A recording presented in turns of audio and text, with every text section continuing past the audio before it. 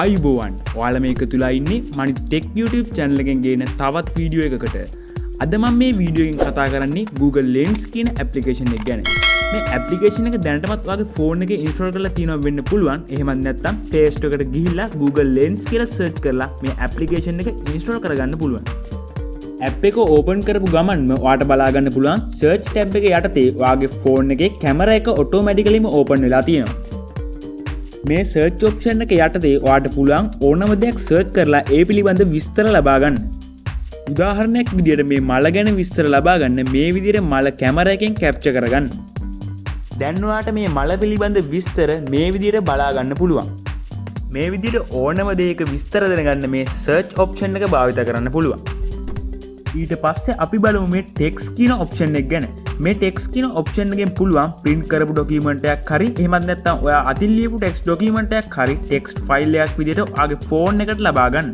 උදාහරණයක් විදිහට මේ ડોකියුමන්ට් එක ඔයාගේ ෆෝන් එකට ටෙක්ස්ට් ෆයිල් එකක් විදිහට ගන්න ඕනේ කියලා හිතන්න.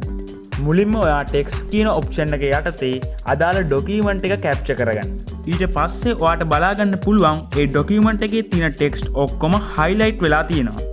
දැන් ඔයා මේ පල්ලෙහා තියෙන select all කියන බටන් එක ක්ලික් කරන්න. ඊට පස්සේ ඔයාට බලා ගන්න පුළුවන් copy text, copy to computer, listen වගේ option තුනක්.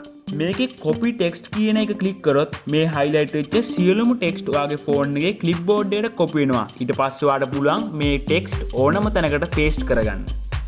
copy to computer කියන option එක ක්ලික් කරොත් ඔයාට පුළුවන් මේ text ඔයාගේ computer එකට copy කරගන්න. ඒ වගේම listen කියන option එක ක්ලික් කරොත් ඔයාට පුළුවන් මේ document එක audio එකක් විදිහට අහන්න. ඊළඟට මම කතා කරන්නේ මේ app එකේ තියෙන වැදගත්ම option එකක් වන translate කියන option එක ගැන. මේකෙන් ඔයාට පුළුවන් ඕනෑම භාෂාවකින් තියෙන document එකක් ඔයාට කැමති භාෂාවකට තප්පර කිහිපයක් ඇතුළත translate කරගන්න. ඔයා මේ උඩම තියෙන auto detect කියන එක වෙනස් කරන්න එපා. මොකද මේ auto detect කියන එකෙන් තමයි ඔයා scan කරන ඕනම document එක language එක ඔටෝම හඳුනගන්නේ. පස්සේ මේ arrow එකට පස්සේ තියෙනවා මෙතන සිංහල කියලා මගේ. මෙතන ඔයාගේ language එක වෙන language එකක් තියෙන්න පුළුවන්. මේක click කරාට පස්සේ ඔයාට languages ගොඩක් බලා ගන්න පුළුවන්. මෙතනින් ඔයාට කැමති language එක select කරාට පස්සේ ඒ language එකට ඔයා capture කරන document එක translate වෙනවා.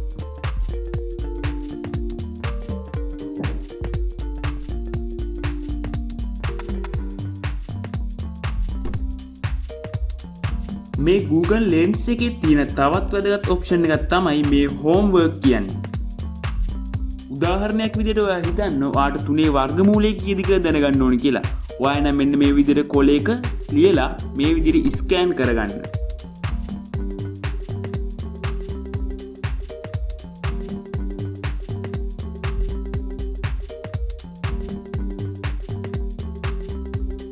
ඊට පස්සේ ඔයාට 3 වර්ගමූලය මෙන්න මේ විදිහට බලා ගන්න පුළුවන්.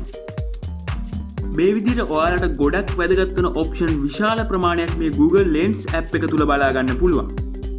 Google Lens app එක download කරන link එක මම පල්ලෙහා description එකේ දාලා තියන්නම්. ඔයාට ඒ link එක click කරලා මේ app එක install කරගන්න පුළුවන්. ඔයා මේ app එක ගැන තවත් දේවල් දන්නවා නම් අනිවාර්යෙන් පල්ලෙහාන් comment කරන්න.